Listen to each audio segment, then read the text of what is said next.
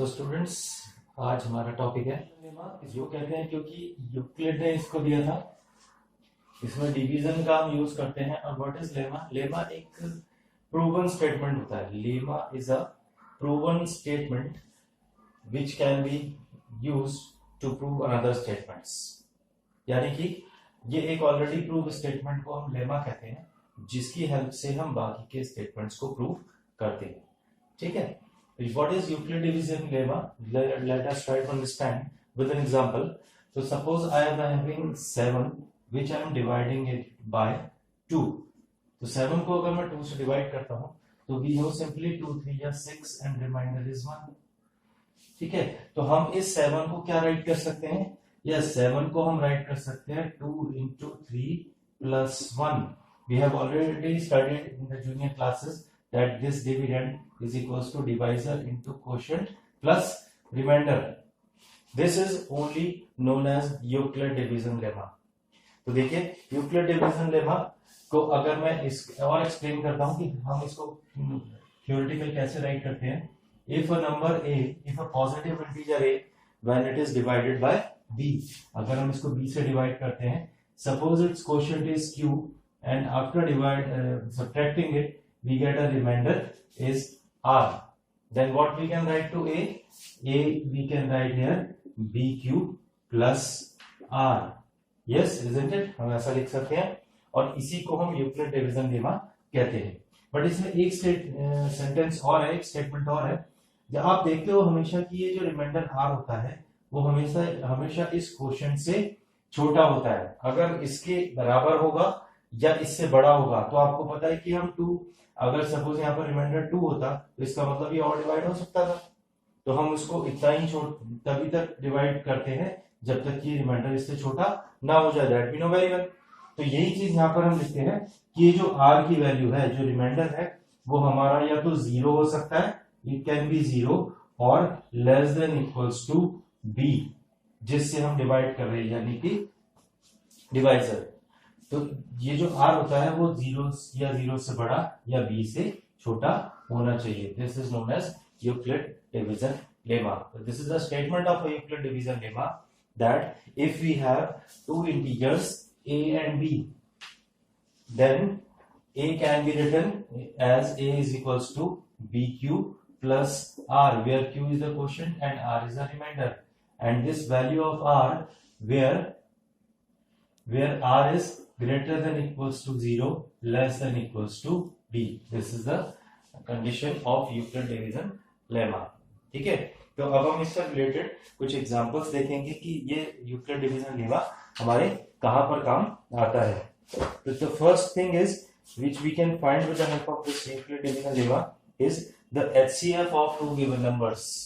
Now see the how to find out the HCF, highest common factor of the numbers of two numbers. ठीक है। तो HCF हम find out कर सकते हैं यूजिंग यूक्लिड डिवीजन लेमा। तो this is the first question which has been asked in NCERT also. So here if we have to find out the LCM of 135 and the second number is 225. तो देखिएगा ध्यान से कि हम Euclid division lemma को use करके इस दोनों नंबर्स का HCF कैसे फाइंड आउट करते हैं। तो first we will divide this 225 by 135। इससे हम इसको डिवाइड करते हैं। तो 135 से ऑब्वियसली 1 टाइम ही जाएगा। अगर हम 2 टाइम्स करेंगे तो it will be 270 which is more. तो वी विल डिवाइड 1 टाइम, 135 बन जाए 135, माइनस करेंगे 0 और यहाँ पर हो गया 2, 12 minus 3 is 9. So what we have 90 here. So it means this statement how we can write 225 is equals to 135 into 1 plus remainder which is 90 here. ठीक है। तो according to the Euclid division lemma, this statement can be written like this and RC is less than this B 135. तो 90 is less than 135. अब क्या करते हैं, इस 90 से अगेन हम डिवाइड करते हैं इस 135 को। You can write it separately also, चाहे तो आप इसी में भी लिख सकते हैं। तो देखिए 90 को 135 से डिवाइड कर रहे हैं, अब फिर 1 टाइम ही जाएगा, 90 1 जा 90 because 90 2 जा 180 is greater।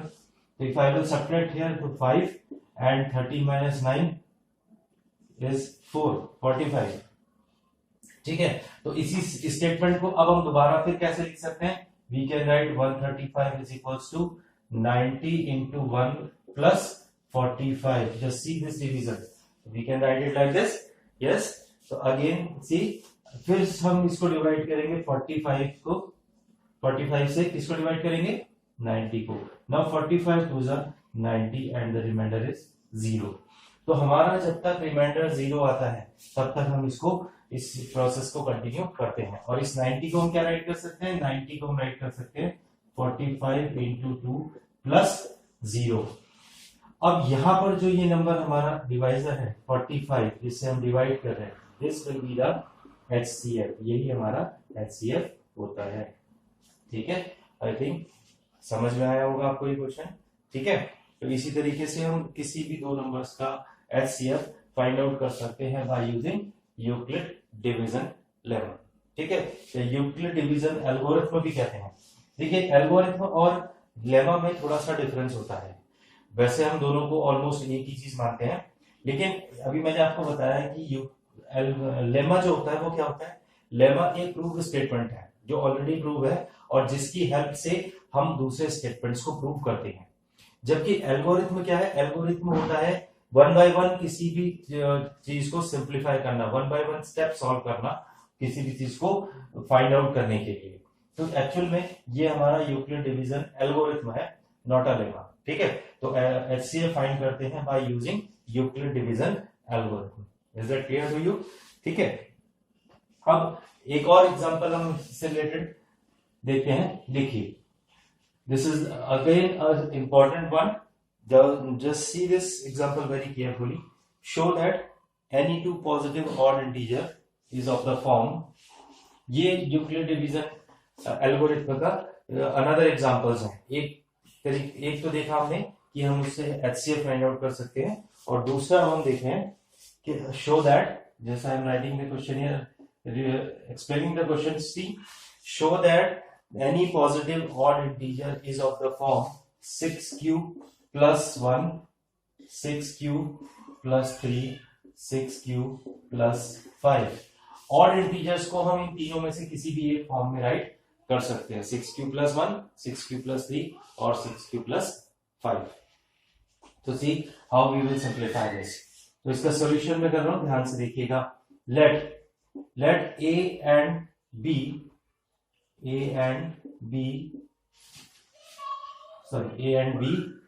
be two positive integers.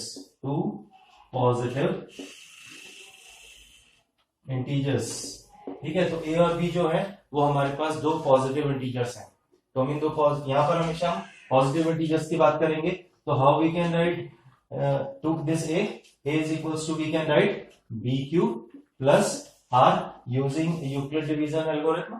ठीक है, where we can write R is greater than equal to 0, less than equals to B. This is the statement of Euclid division algorithm. तो हम इसी का use करते हैं. तो अब हम देखिए ध्यान से, इसके बाद हम क्या करेंगे? let B is equals to 6.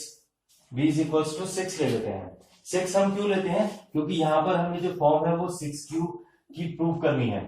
ठीक है, तो ये हमें क्वेश्चन के अकॉर्डिंग जो भी हमें प्रूव करना होता है उसी को हम लेते हैं. तो हम b की वैल्यू को यहाँ कंसिडर करेंगे 6.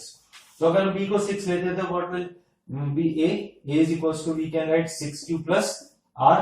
डेफिनेटली राइट कर सकते हैं. b के प्लेस में हमने क्या पुट कर दिया? 6 पुट कर दिया.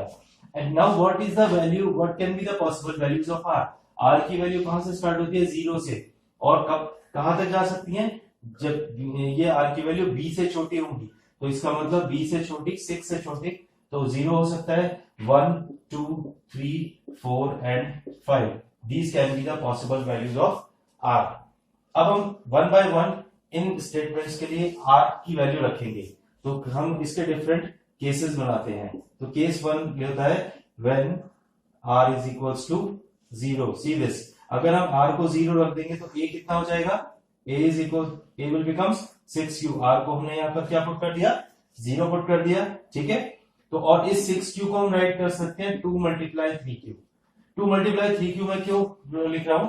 क्योंकि अगर हमें पता है कि अगर कोई भी नंबर 2 के मल्टीपल में है तो वो कैसा नंबर होता है, इवन होता है। तो इसका मतलब जब हम इसको 2 के मल्टीपल की फॉर्म में राइट कर सकते हैं, तो ये जो 6 पार्ट है वो कैसा नंबर होगा, definitely it will be a even number. ठीक है, अब इसी तरीके से हम केस 2 में आते हैं। केस 2 में हम r को क्या रखेंगे, 1 रखेंगे for next value of r that is 1। तो what will a becomes, a will becomes 6q plus 1। और आप देख रहे हो कि अभी हमने 6q को क्या प्रूव किया था, 6q को प्रूव किया था हमने इवन नंबर। तो जब हम इवन में 1 प्लस करते हैं तो even number plus 1 will becomes always an odd number. तो इसका मतलब 6q प्लस 1 एक कैसा नंबर है, ऑड नंबर है।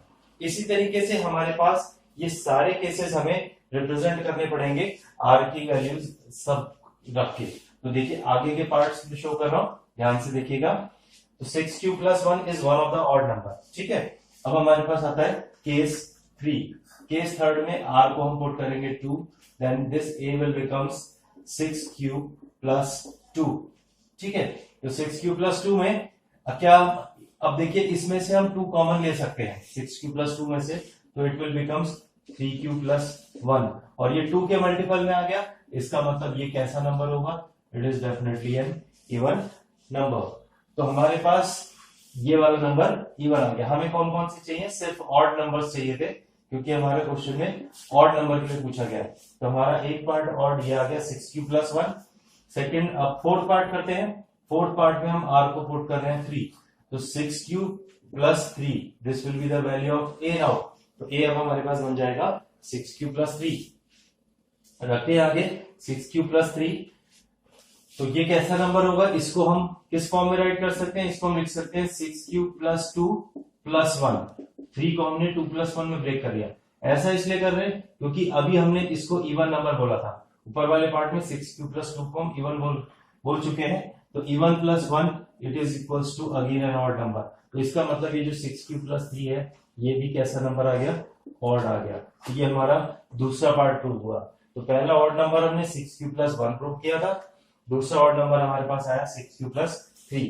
इसी तरीके से जब हम आगे की तरफ बढ़ते हैं, केस 5 की तरफ, जब हम r को 4 पुट करेंगे तो what will be, a will become 6q plus 4। ये 4 हम r की जगह पर सब्स्टिट्यूट कर रहे हैं। ठीक है, तो इसमें से हम अगेन 2 कॉमन ले लेंगे, तो 2 कॉमन लेके ये बन जाएगा 3q प्लस 2। तो जब ये 2 के मल्टीपल की फॉर्म में आ गया तो हम डायरेक्टली इसको क्या लिख देते हैं, it is also an even number. Now next case we have to write case 6 when we put r equals to 5.